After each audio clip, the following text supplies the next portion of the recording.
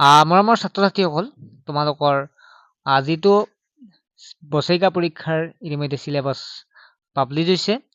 মই প্ৰথম বিষয় অসমীয়া আটাইখিনি আলোচনা কৰিম ক্লাছ 7-ৰ গোটেই 25-26 দেখা পাইছে তোমালোকে।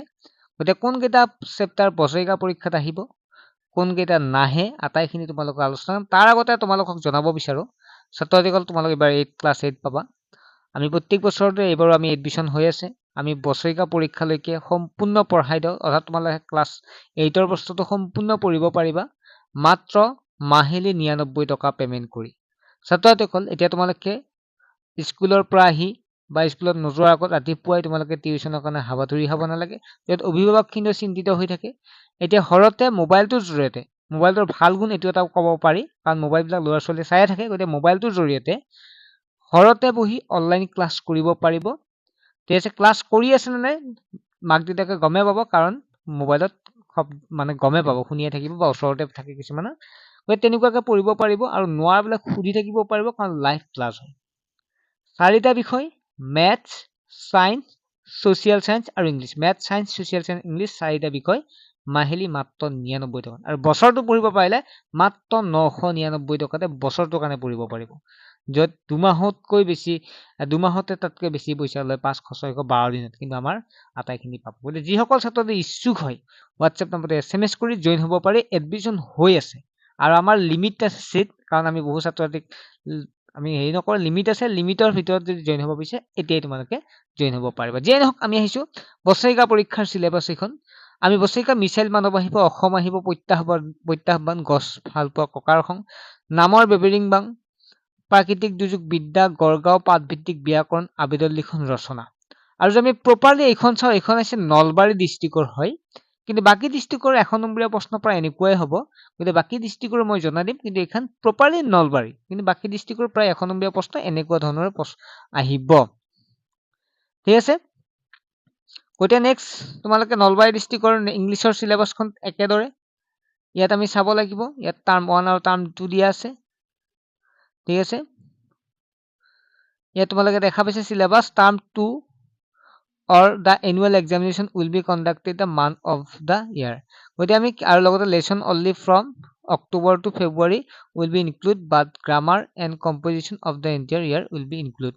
গ্ৰামাৰ আৰু কম্পজিশ্যনখিনি থাকিবই, লগতে তোমালোকৰ টাৰ্ম 2 যিখিনি আহিছে সেইখিনি এনুৱেল এক্সামৰ কাৰণে আহিব। মানে ইয়াৰ পৰা যিখিনি আছে সকলোখিনি এনুৱেল এক্সামৰ কাৰণে তোমালোকৰ পৰীক্ষাত আহিব।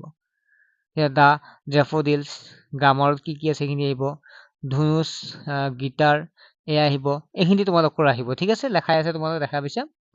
তাৰপিছত নেক্সট আহিল জেনেৰেল মেথমেটিক্স, অৰ্থাৎ অংক কোনকেইটা চেপ্টাৰ বছৰেকীয়া পৰীক্ষাৰ কাৰণে আহিব। Simple equation, lines and angles, the triangles and it properties, practical জ্যামিতি, perimeter and area, algebraic expressions, exponents and power, chapter and 2 unit text. ইয়াত কি হৈছে আৰু চেপ্টাৰ অফ 2 ইউনিট টেক্সটত থকা চেপ্টাৰ, মানে এইকেইটা তোমালোকৰ পৰীক্ষাত আহিব আৰু মেইনলি। ঠিক আছে, যিকেইটা দিয়া আছে এতিয়া তোমালোকৰ আহিব।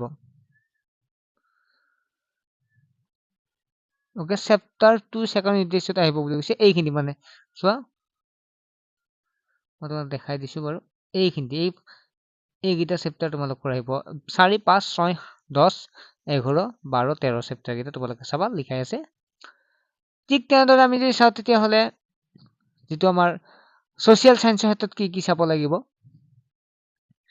ইয়াত ইউনিট টেক্সট সেকেণ্ড দিয়া আছে আৰু ইউনিট টেক্সট সেকেণ্ডৰ অধ্যায়বোৰ টাৰ্ম 2 আছে। ঠিক আছে, এইকেইটা তোমালোকে চাব লাগিব। ইয়াত কি বুলি দি আছে, 1 মিনিট দেই। ইউনিট টেক্সট 1ত আহিব, এইটো ইউনিট টেক্সট 1ৰ অধ্যায়বোৰ। ঠিক আছে, তাৰপিছত আমি চাওঁ ইউনিট টেক্সট 2ত আহিব, আৰু ইয়াত কৈছে টাৰ্ম 2 ইউনিট টেক্সট 2ৰ অধ্যায়বোৰ। ঠিক আছে, তোমালোকে দেখাই পাইছা চিলেবাছ, মই গ্ৰুপত পঠিয়াই দিম বাৰু। জেনেৰেল ছায়েন্সৰ কি আহিব, জেনেৰেল ছায়েন্সৰ তেনেকুৱাকৈ দিয়া আছে এনুৱেল এক্সামৰ কাৰণে। 1 নম্বৰ, 2 নম্বৰ, 3 নম্বৰ, 4 নম্বৰ, এইকেইটা যিকেইটা চেপ্টাৰ লিখা আছে, এইকেইটা পানী আৰু উদ্ভিদৰ পৰিবহণ তন্ত্ৰ, গতি আৰু সময়, ভৌতিক আৰু ৰাসায়নিক পৰিৱৰ্তন, বতাহ আৰু ধুমুহাৰ ঘূৰ্ণি বতাহ, আহৰ পৰা কাপোৰলৈকে, উদ্ভিদৰ প্ৰজনন, পোহৰ, অৰণ্য, আমাৰ জীৱন ৰেখা, বৰ্জিত পানীৰ কথা, এইখিনি তোমালোকে পৰীক্ষাৰ বাবে চাবা। ওকে, আমি এইখিনি দিয়া আছিল ক্লাছ 7লৈকে, যিটো ক্লাছ 7লৈকে 7ৰ মানে চিলেবাছখন আৰু এইখন প্ৰপাৰলি আমি চাওঁ যে নলবাৰী ডিষ্ট্ৰিক্টৰ হয় ঠিক আছে তোমালোকে এইখিনি চাবা নেক্সট আমি বাকি ক্লাছখিনি আগবঢ়াম আৰু অনলাইন ক্লাছত জইন হ'লে হোৱাটছএপত SMS কৰিবা চেনেলটো ছাবস্ক্ৰাইব কৰি ৰাখিবা